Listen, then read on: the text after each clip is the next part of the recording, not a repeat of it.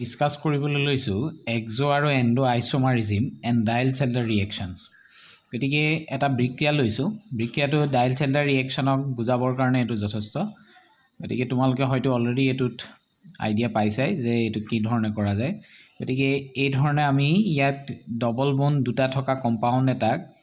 এনেকুৱা ধৰণৰ এটাৰ কম্পাউণ্ডৰ লগত ৰিয়েক্ট কৰা যাব সো সেই ৰিয়েকশ্যনছটোত কি হ'ব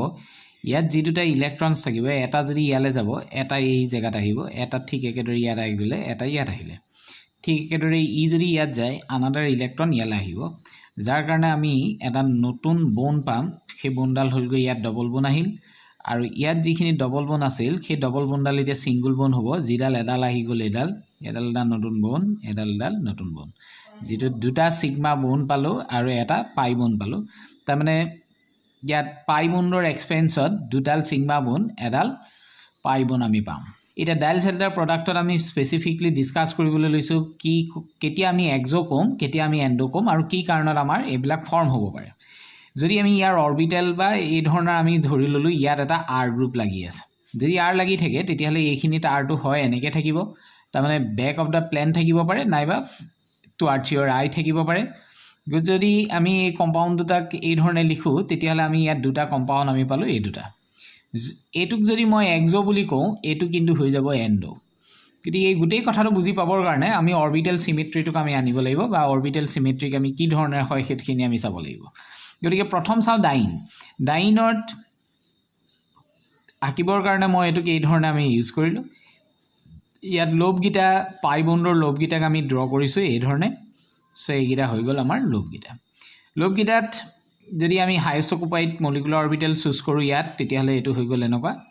আৰু ঠিক একেদৰে এই ডবল বন্ডৰ কাৰণে যি দুটা আমি পাম সেই দুটাক আমি এই ধৰণেৰে দিলো ইয়াত এইফালে আৰ যদি দিয়া যায় ইয়াত এইচ ইয়াত ডবল বন্ড যেহেতু গতিকে এটা লোভ এটো এটা সো ইয়াৰ সিমেট্ৰি এটো এলাউড ইয়াৰ লগত হ'ব গতিকে এটো হৈ গল আমাৰ উল্টা হ'ব সো ইয়াত ওপৰলে প্লেনখনৰ ওপৰলে আছে গৈ প্লাস তললে আছে মাইনাস গতিকে ওপৰলে এটো আৰু ইয়াত আহি যাব প্লাস তাৰ মানে এইটোৱে এটা এখন প্লেন সো এখন যদি মই ধৰিলো এখন প্লেন সো সেই প্লেনখনৰ গৈ পেলাই ই ইয়াক এটেক কৰিবগে এই জায়গাত বা ই এটেক কৰিব ইয়াত গতিকে সেই ধৰণে এটেক্স হ'ব আৰু কি তলৰ পৰা গৈ পেলাই এটেক কৰিব আৰু তলৰ পৰা গৈ যিহেতু এটেক কৰিব কি এটেক কৰাৰ কাৰণে গতিকে এটো হৈ গল ওপৰত ই হৈ গল তলত গতিকে আমি এই গিটা বুজি পাব লাগে যে কেনেকে ওপৰলে আছে আৰু এটা তললে আছে গতিকে ই গৈ কিন্তু ইয়াক এটেক কৰিব ই গৈ ইয়াক এটেক কৰিব আৰু কৰাৰ কাৰণে আমি এই ধৰণৰ এটা ষ্ট্ৰাকচাৰ পাম যেটো ষ্ট্ৰাকচাৰক মই এই ধৰণে আঁকিছো সাইক্লিক এটা ষ্ট্ৰাকচাৰ আমি ক্ৰিয়েট হ'ব সেই সাইক্লিক ষ্ট্ৰাকচাৰটোত মন কৰিবা আৰ গ্ৰুপ এফালে আছে গতিকে আৰ আহি গল এফালে এইখিনিত আমাৰ এই লোভ দুটা ইয়াত থাকিব গতিকে সেই দুটাক আমি এই দুটা দিলো সো এই দুটা ওপৰত আছে প্লাস তলত আছে মাইনাস গতিকে আমি এই ধৰণৰ এটা প্ৰডাক্ট পালো এই পাৰ্টটো হৈ গল তোমাৰ ডবল বন্ড তেতিয়াহলে ইয়াত R group point away double বন্ডৰ পৰা এৱে মন কৰিছা ইয়াৰ পৰা ই যিফালে আছে হিটাৰ ঠিক অপোজিট সাইডত আছে ই যদি এইফালে আছে ই ঠিক অপোজিট সাইডত আছে গতিকে পইণ্ট এৱে বুলি আমি কম যদি এটোত আমি চাও উল্টাটো যদি আমি কৰো যদি উল্টা কৰি দিও তেতিয়ালে এটো কি ধৰণৰ হ'ব ইয়াত লোভ গিটা আমি আগৰ দৰে একে ধৰণে ড্ৰ কৰিলো সো এটোত আপ এইগিটা আপ এইগিটা প্লাস সো সেইগিটাক আমি প্লাস দিলো আৰু ইয়াৰ এই পাৰ্টটোত এতিয়া আৰ গ্ৰুপটো যদি এফালে লো ইয়াত এইচ টো এফালে আহিলে আৰু লোভ গিটা আমাৰ ড্ৰ কৰিলো এই ধৰণে ড্ৰ কৰিলো ইয়াত এটো প্লাস এইগিটা গতিকে ই ইয়াৰ লগত এটাচড হল ই ইয়াৰ লগত এটাচড হল আৰু হোৱাৰ কাৰণে এবাৰ যেটো আমি ড্ৰ কৰিম হেতু সেই ধৰণৰে এই ধৰণে আমি পাম যত নেকি আৰ গ্ৰুপটো এটো গতিকে ইয়াত এটো গতিকে এই ধৰণে এটো গতিকে ইয়াত এইকিটা হৈ গল প্লাস গতিকে এতিয়া যদি মন কৰা R group by alkyl group to directed towards the double bond directed towards double bond গতিকে এই গোটেই কথাখিনিৰ পৰা আমি এটা কথা বুজি পালোঁ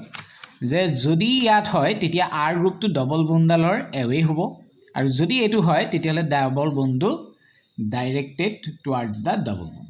তেতিয়াহ'লে দেখকৈ ওলাই আছে যে এহেঁত দুটাৰ ভিতৰত ষ্টেবল হ'বগৈ এইটো হৈ যাব ষ্টেবল আৰু এইটো হৈ যাব আনষ্টেবল কাৰণ ইয়াত ই আৰু ইয়াৰ মাজত এটা ইলেক্ট্ৰন ক্ৰাউডেড হ'ব মন কৰিবা ই হৈছে ইলেক্ট্ৰন R মানে হৈছে ইলেক্ট্ৰন কাৰ্বনত হাইড্ৰোজেন লাগি থাকিব যিবিলাক বহুত এটা ক্ৰাউডেড হিউজ এটা ক্ৰাউডেড গ্ৰুপ হ'ব যিটো ক্ৰাউডে এই ক্ৰাউডেডৰ লগত ইণ্টাৰেকশ্যন হ'ব যাৰ কাৰণে ইয়াত এটা ষ্টেৰিক আনষ্টেবিলিটি এটা পাম ষ্টেৰিকেলি হিণ্ডাৰ্ড হ'ব এই গ্ৰুপটো যিমানেই ডাঙৰ সিমানেই এই কম্পাউণ্ডটো বেছিকৈ আনষ্টেবল হ'ব আৰু যদি ডাইৰেক্টেড এৱে হয় তেতিয়া সেইটোকে আমি ক'ম এণ্ডো গতিকে এইটো হৈ গ'ল আমাৰ কাৰণে এণ্ডো প্ৰডাক্ট